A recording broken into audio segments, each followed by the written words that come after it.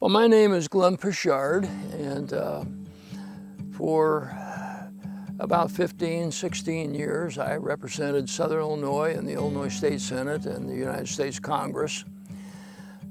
Grew up over here in the hill country in southeastern Illinois, and my dad hunted and trapped for a living.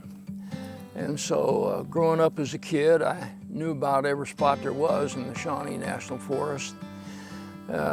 We used to come into Garden of the Gods, my dad and I, before there were ever any roads in there. Some of the fondest memories I have as a young man growing up with my dad and I sitting out there on the rocks on a cold December night and looking up at the night sky, just enjoying nature to its fullest extent.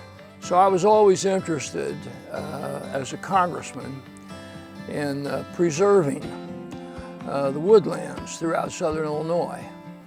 And one of the ways I saw fit to do that, other than helping the environmental community that was here in some other ways, I sponsored the Illinois Wilderness Act back in the early 1990s.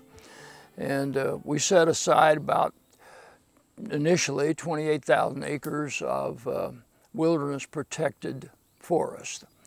And I did that because I wanted people to have this preserved and protected, these beautiful areas.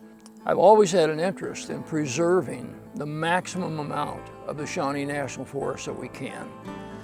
I think 30 some odd years ago when I sponsored the Wilderness Act, I didn't have access to a lot of the research that we now know about the role that our forests play in carbon sequestration, and now we know that they play an unbelievable role because climate change is real. So any step we take in developing a national park system here, and I don't fault the Forest Service, they're doing what they've been trained to do as far as the national forest goes.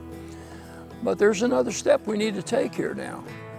A national park here in the Shawnee would not only bring more visitors to enjoy more time with their children, their grandchildren, more opportunities to sit out on those rocks like Dad and I did together, but it will help our economy, it will help our environment.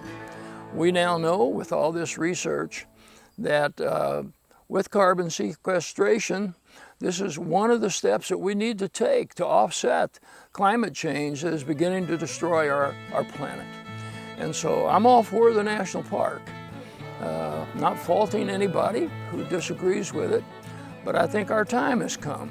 I think the time is here to take the next step. Change doesn't come easy. Most of the time it's rejected initially until there's more information that's shared. I know one of the things when I've had discussions with many of my friends who still live over on the eastern side of the forest and trap and hunt, as my dad did for a living, they're worried about the change in status preventing them from hunting. I have assured them that national park status will not prevent them from hunting and trapping, that it's done in national parks all over the country. But as we speak to those issues that right now maybe folks have misinformation on, we'll see a more bipartisan approach to this whole thing. Well, I support the Shawnee National Park status, and I support the climate preserve